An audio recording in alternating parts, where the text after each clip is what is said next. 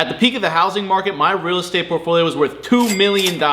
At the time of this recording, it's worth $1 million. It's a 50% decline. My lake house, which I bought 2 years ago, was at its peak $1.4 million. Now it's going for $700,000. My content house in New Jersey, the Ridgway house, at its peak was worth $600,000. And yet at the absolute bottom, it's suddenly worth around $350,000. That is a total net loss of $1 million in real estate value. And most of this has changed just within the last 6 months. Stocks, crypto, and real estate have absolutely plummeted thanks to the Fed raising interest rates, guys. There is so much to cover in this video from my own personal loss, real estate in general, the interest rates being hiked. Is now a good time to buy a house or sell a house? And also, I just want to use it as a moment to check in on my own real estate, see how we're doing. Do I need to change the strategy up, or how I might just need to vent because I lost a lot of money. But let's get into it. Welcome back, everyone. My name is Jesse Tyler Ridgway. Today, we're going to be talking about how I've lost everything in my real estate portfolio. So for those who don't know, the lake house in which I'm filming right now, I purchased this in peak pandemic. This was fall of 2020, just 2 years ago. This is beautiful, around 3,500 square foot contemporary home in the boonies of Pennsylvania, sitting dockside right at this, the lake looks so good at this time of year. The home was originally listed for $1.2 million. I made an offer for 1.1, sold, and I thought, wow, what a great deal, and I couldn't be happier. The main reason I purchased this home in Pennsylvania was not only just a little splurge to myself. I wanted something nice to not only film in, but just to relax, retreat, and maybe write some cool creative series. The main point though was also for taxes. Living in Jersey my whole life, they have crazy double-digit state income taxes,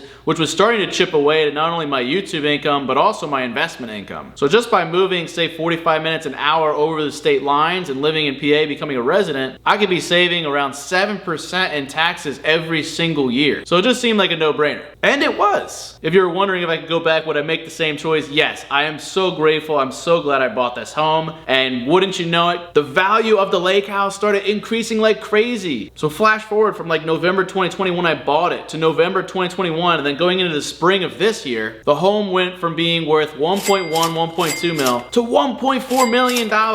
So me just buying my dream home here in PA, I didn't do anything. Just sit on my and stare at the lake, I gained $300,000. It all went into the value in the home. So if I sold it, I could get that $300,000 cash, which is absolutely insane. That was at the peak. If you look today, look at Zillow, which is one of the main real estate inventory services. If you look at the Zillow Zestimate, which they have their own criteria into how they come up with this number, but generally it's fairly accurate. A lot of realtors use this to kind of find comparables or comparable homes to know when they're selling what the home is worth. Because really what something is worth is just what somebody's willing to pay for it. So it's all a very speculative number. At the time of this recording, home's worth $700,000. So that means from the time I bought it, it's down $400,000.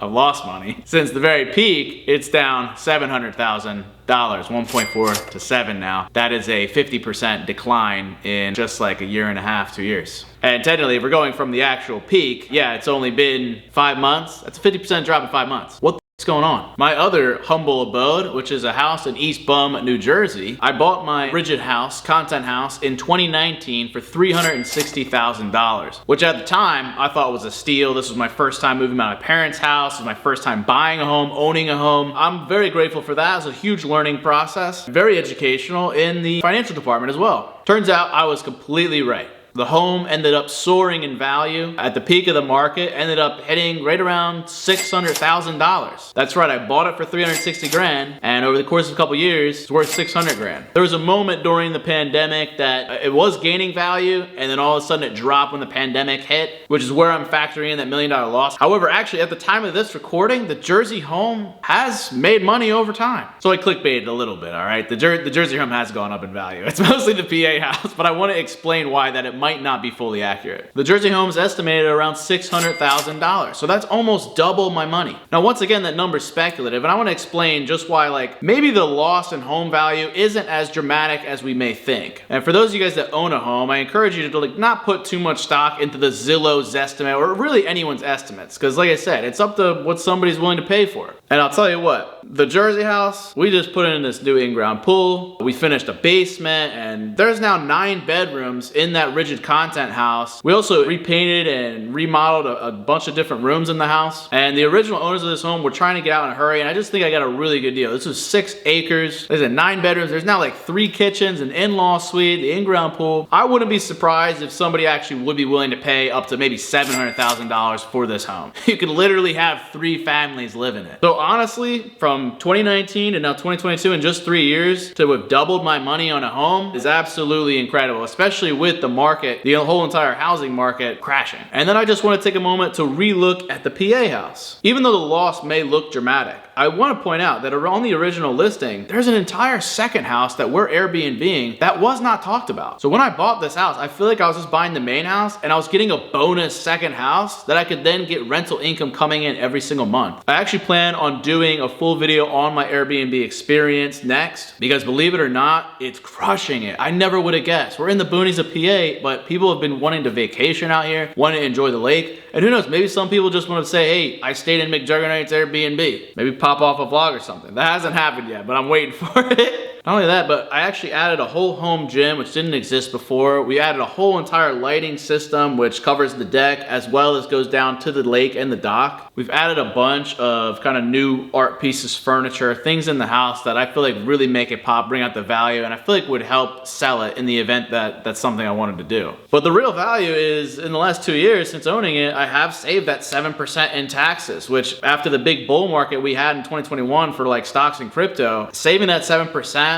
may not sound like a lot for some, but when you start getting a lot of capital gains, that 7% can add up. Especially when a lot of what you're doing isn't required on a location to where, like, I did the video on Logan Paul moving to Puerto Rico. Like, you could just move to Puerto Rico and not have to pay taxes, which could end up saving you millions and millions of dollars. Or literally just move to any of the no income tax states, such as Nevada, Florida. PA is not quite there, but is considerably lower. There's a whole bunch of other states that you can move to with no income taxes, but watch my Logan Paul video if you would like. I feel like I do a good job breaking that down. But unfortunately, because the housing market has crashed, and I think will continue to crash further, this Zillow's estimate score is looking at other homes in the area, and it's just calculated based on an average. But honestly, this home is one of a kind. It has had over $500,000 worth of renovations to it. Can't find a contemporary style home like this also sitting on a lake in this area of Pennsylvania. It is a rarity. So as much as this value says it's dropped, I actually don't believe that, and I think this thing could probably still sell for $1 million, if not $1.5 million. But what we're talking about really doesn't matter in the grand scheme of things, because both of these homes I plan on having for my whole life, and the value is only going to increase. I wouldn't be surprised if a few years from now I'm doing an update video and both houses have gone up 10, 20, 30, maybe even 50% in value. It seems that the United States is not building nearly enough homes, and the incentive to build homes has just gone down and down, and as inflation keeps going higher and higher, home values just keep on increasing. What a lot of real estate fans say, and including myself, is like everyone needs somewhere to live, and especially beautiful gems such as this right here, or even where we're at in Jersey. That's right, East Bum can be a gem, guys. To have acres of land in farm country is gonna be pretty valuable. Jersey's one of the most densely populated states. I forget if it actually still is the most densely populated state. Jersey proud.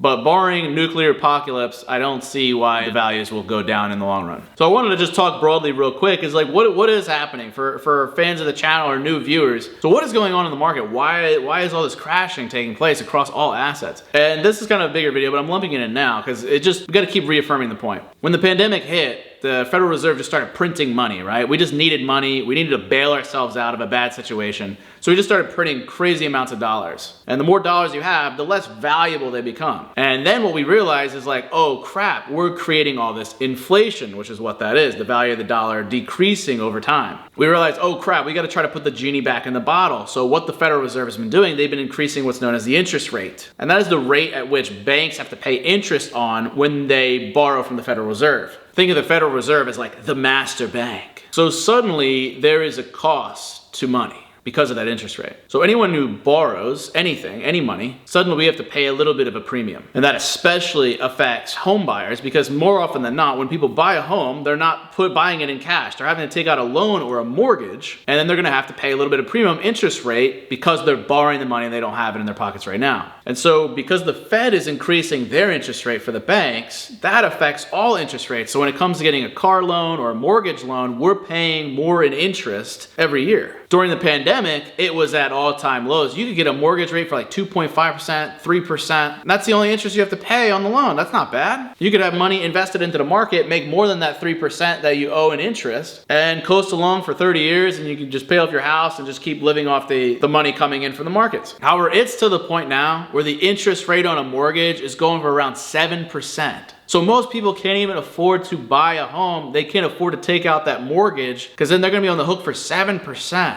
That's a pretty steep premium. And so when you have less people able to buy a home, they're not willing to spend as much money on a home. And then sellers are trying to sell their home. They can't have any buyers. So they're like, crap, we gotta lower the price. And that is why all the home values have been decreasing. Now everything's very localized and area dependent, but across the board, there's just less buyers to go around. Money's getting tighter and tighter and things are getting squeezed. And sometimes you squeeze too hard, breaks. And we might be heading very close to one of these break scenarios. So what do? This is a great time for if you do have cash or people that made a lot of money in the markets. As home values come down, there's gonna be opportunities for people to buy houses in cash for great discounts. I could see the housing market coming down another like 20, 25%. And so things could be juicy to buy in 6 months. But that's if you have cash. For those that need a mortgage, times are so tight that unfortunately it just forces us to focus on our job, focus on our income coming in, and saving up money for when mortgage rates come down and everything kind of like hits an equilibrium. So is it a good time to sell your house? Is it a good time to buy a house? No, it's kind of a good time just to chill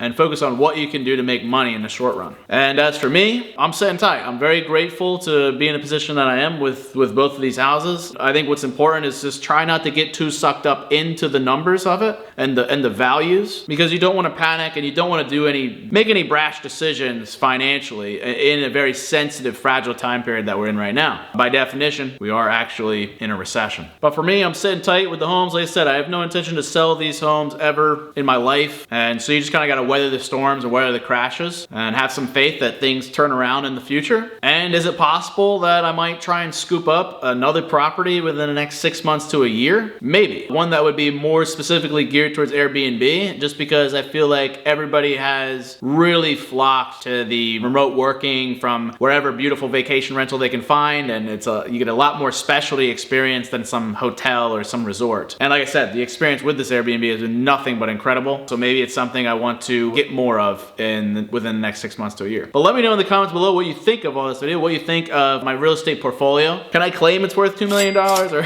is that?